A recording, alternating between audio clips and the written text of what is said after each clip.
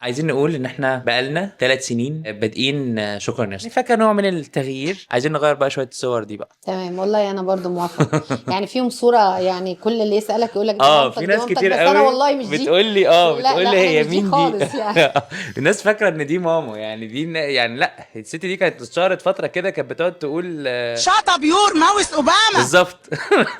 فهي الست دي، لكن مش امي. لا، احنا عايزين نغير الصور دي، شيليها وغيريها بصوره من اللي انا مديهم لك، من الصور اللي عندك. النهارده ما جايين نتكلم عن 5 حاجات اتزرعت فينا او اتزرعت فيا انا كعمر، يعني من الطفوله بصراحه. اول حاجه حسيتها اتزرعت فيا ودي حقيقه، تحقيق الدعوه، ان الدعوه ممكن تتحقق. انا فاكره، لسه فاكره الموقف ده قريب جدا، عشان ازرع فيك ان في ربنا سبحانه وتعالى. ففاكره كويس قوي ان انت ضاع منك كانت عربيه عربيه حاجه برموت حاجه زي كده، وانت قعدت تدور عليها وما لقيتهاش. انا لقيتها، وبعدين قلت عشان ازرع فيك الموضوع ده. فاحنا كنا رايحين مكه، رايحين نعمل عمره. والله كنا رايحين نعمل عمره، ما كنتش اعرف الموضوع ده. كنا رايحين نعمل عمره، فانا وانت رايح هناك قلت لك ايه، ادعي ربنا ان انت تلاقي العربيه. انت كنت مهتم بالعربيه وعايز العربيه ضاعت. فانا قلت لك ادعي ربنا، ودعيت ربنا بصدق ان ربنا ان شاء الله هيستجيب للدعوه بتاعتك دي. انت نزلت انت وباباك، انا حطيت العربيه في مكان معين، اول ما ترجع تلاقيه. وفعلا رحنا هناك وانت قعدت تدعي جامد جدا، ولما جيت لقيت العربيه. فارتبط في دماغك في ذهنك ان انت لما بتدعي ربنا بيستجيب. بصدق. بدأ ربنا بصدق وانا زعلان.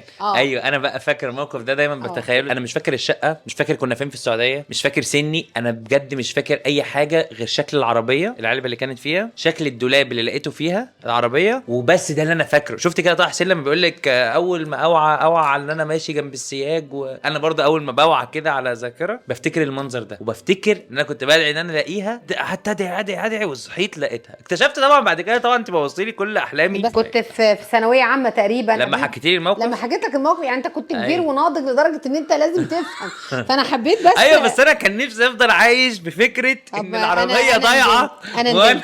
انا ندمت وانا والله. دعيت ربنا، وبعدين فجاه معجزه ظهرت العربيه، فاهمه؟ ايوه بس فعلا دي حقيقي، الواحد لما بيدعي ربنا بصدق شديد يعني ربنا سبحانه وتعالى بيستجيب. يعني ده حقيقه والله.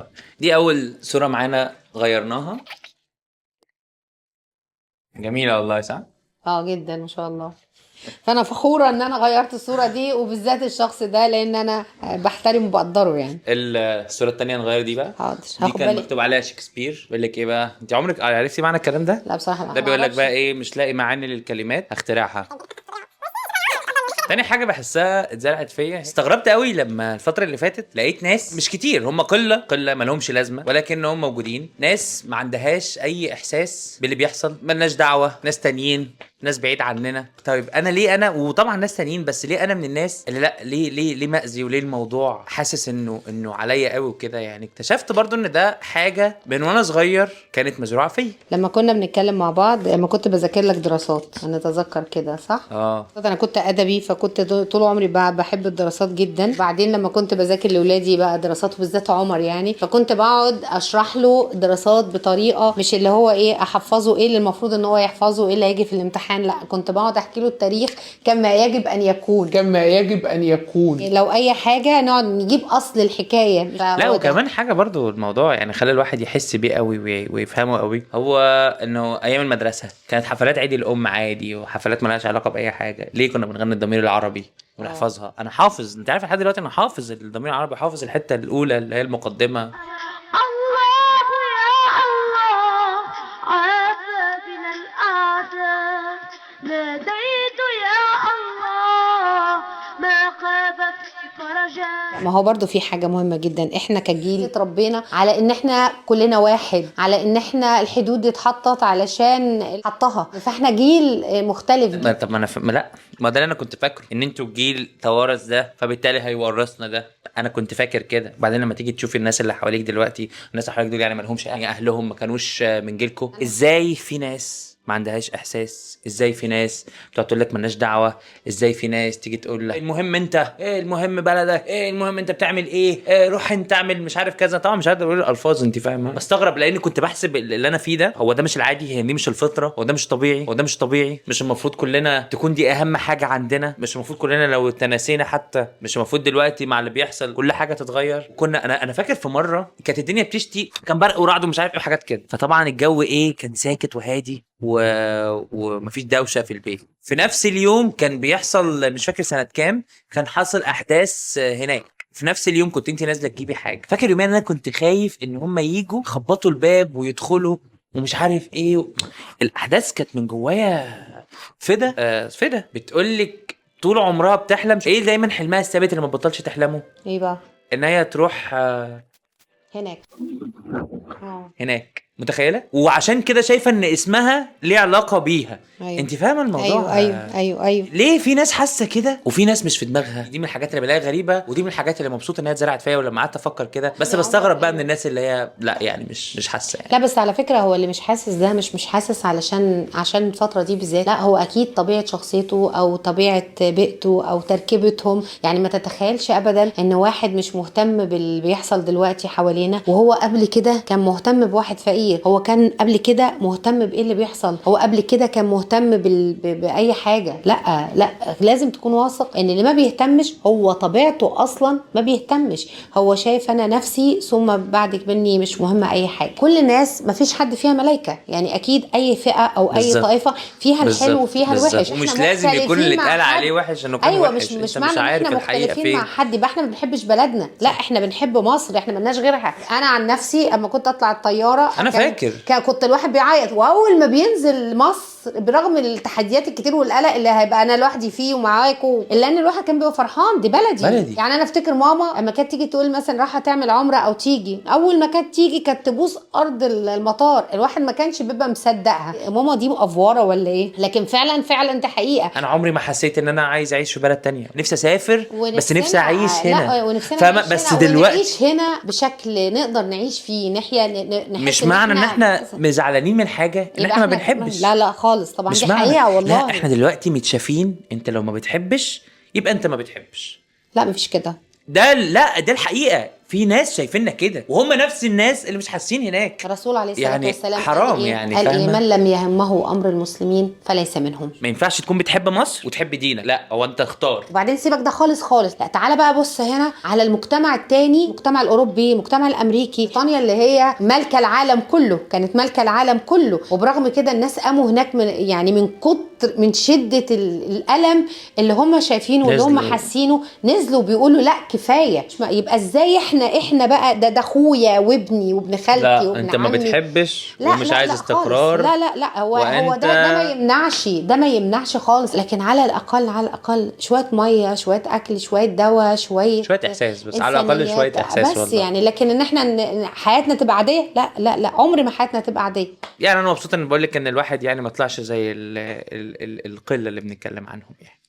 اوكي الصوره الثانيه ايه؟ ثالث حاجه اتزرعت فيا ايه يا عمر؟ ما انا مش عارفه انت قصدك بقى قول لي انت بقى. إيه؟ كلمه الحق. يعني ايه كلمه حق؟ يعني انت ما ينفعش طول حياتي تيجي تكلميني عن الافلام اللي اتمنعت عن العرض، والابنودي اللي لما اتكلم عن مش عارف ايه دخل السجن، علي الحجار وهو بيتسمعيني ضحكة المساجين ايه. ما ينفعش تيجي تعرفيني وتوريني مين هم الابطال ويعني ايه كلمة الحق، والناس دي هي اللي ابطال بجد. ابطال مصريين اهو بره اي مشاكل احنا بنختلف فيها كمصريين. وتيجي دلوقتي لما يحصل اي حاجة بس الواحد يتضايق فينتقد حاجة فيقول حاجة، تيجي تقولي عيب ما تقولش. لا يا عمر انا ما بقولش كده. كل اللي انا بقوله انت ربنا مسخرك ان انت تقدر تقول كلمه وتعرف بعض الشباب اللي هم يعني ايه ما عندهمش فكره عن حاجه معينه او هم مش متحمسين لحاجه معينه. انت عايز تقول كلمه حق في حاجه، الحاجه دي هتوديك حته تانية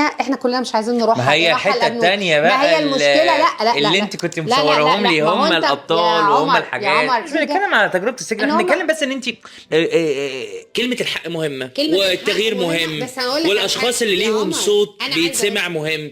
فلما اجي اعمل حاجه زي كده ما تخوفنيش. انا ما بخوفك، تبقى معايا. لا انا معاك ومع اي حد ممكن يقول كلمه الحق. يعني قول كلمه الحق، بس في كلمه حق جنبها حته حساسه قوي في بلدنا، ما تدخلش عند الحته الحساسه عشان تقدر تقول كلمه الحق حاجه تانية. لكن انت لو قلت كلمه حق دي بالحته اللي هي هتاذيك وهتاذي اللي حواليك، هتبقى النتيجه ايه؟ ان انت هتتنسي. في ناس كتير اتنست. حاجه حزينه الناس بتتنسي للاسف. احنا لو خدنا بقى الفكره كلها، لو احنا مثلا قسمناها انها 10 قطع، فانت دلوقتي من حقك ان انت تتكلم في 3 قطع او في 4 قطع او في 4 جهات وقدامك 6 والستة هم اللي هيغلبوك، اتكلم وقول بس من غير ما تستفز الستة لحد ما انت تقدر انت وانت وانت وانت وصاحبك ده وصاحبتك دي واختك ده واختك ده واخوك ده واخوك ده تبقوا انتوا الستة وبعد كده اتكلم. لكن للاسف طول ما انت ضعيف، طول ما انت ما عندكش القوة، فبالتالي التغيير لازم يبقى بشكل بسيط. دي الصورة اللي بعدها واللي بعده اشرف عبد الباقي. ايه رابع حاجة اتزرعت فينا؟ ايه يا عمر؟ حاجة لذيذة قوي والله، متشوقة قوي وشبه 2023 بقى بحاجات بتاعت الناس الروشة وكده. اللي هي ايه يا حبيبي؟ فكرة النسوية. يعني انا على فكره بسمعها بس اقسم بالله ما فاهمه معناه. والله العظيم ما فاهمه معناه يعني، فانت قبل ما تكلمني عنها يا ريت تشرح لي معناه. اللي هو ان الست ليها قيمه وان طب ما الست طول عمرها لها قيمة. ليها كارير وصوتها وشغلها وحياتها. ما الست طول عمرها ده من ايام الرسول عليه الصلاه والسلام، والسيده خديجه زوجته الاولى كانت لها تجاره وكانت لها شغل، وايام تيتي شيري ما كان ليها جده احمس، ما هي اللي مربيه احمس، فيعني ايه الجديد؟ لا بجد ايه الجديد؟ بالظبط ما هو ده بالظبط بقى، بالظبط اللي انت بتتكلمي فيه ده هو ده بقى اللي انا بقول لك انا طلعت حاسه. الست المصريه في مصر هي رقم 1 مع احترامي وتقديري لكل الرجاله، يعني هي اللي بتنظف وهي اللي بتغسل وهي اللي بتروح الشغل وهي اللي بتربي ولادها وهي اللي بتوديهم دروس وهي اللي بتتابعهم في المدرسه، يعني هي اللي بتربي. ده بالظبط اللي انا جاي اتكلم عنه، ان هو ده اللي احنا عايشينه من زمان. يعني موضوع النسويه اللي طالع جديد ده دي مش حاجه جديده على فكره، احنا كستات مصريات متاخد حقنا، ولكن دي حاجه متربيه فينا من زمان. ان هو ماما كده لما انا كنت بشوفك واحنا صغيرين وانت تجينا المدرسه وتاخدي حقي لما المدرس يتخانق معايا ولا كلامي باسلوب مش كويس، ولا المدير لما تكون مثلا في ازمه ماليه ولا مش عارف ايه لازم هنعديها مع بعض، وبشوفك انت بتتصرفي ازاي وبتحاولي تفكري ازاي انت وبابا. فلما الواحد بقى بيجي يشوف الحاجات دي، طب ما دي النسويه يا جماعه. ولا لازم النسويه بقى ان انت يا ماما كان يبقى اسمك ليكي كارير؟ ما عادي، اللي عايز يبقى ليه كارير هو حر يبقى ليه كارير، بس انت لو كان ليكي كارير كنا احنا نبقى فين؟ أيوة. خصوصا مش عشان حاجه، مش عشان ان مش هتعرفي توازني، عشان بابا مسافر. ايوه. طيب واحنا كنا هنعمل ايه بقى؟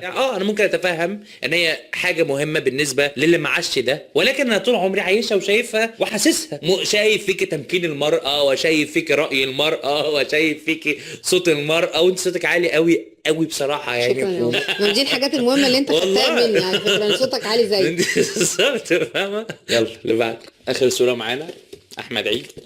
الصورة دي كان لقطة بتضحك قوي. ايه اخر واهم حاجة اتزرعت فيا؟ ايه اهم درس دايما كنا بنقوله واحنا صغيرين؟ ايه يا عمر؟ اخوك عينك كده. حازم عينك اليمين وسيف عينك الشمال. سرقتيها منين بقى الحتة دي؟ اقتبستيها منين؟ والله العظيم يا عمر ده يعني اصل في حاجات كتير لما جينا اتفرجنا على الشهد والدموع لما كبرنا. لا والله اكتشفنا ان انت سرقاها من الشهد والدموع. ايه زي ايه يا عمر الشهد والدموع؟ اللي هو بقى ما انتوا تربية واحدة ست.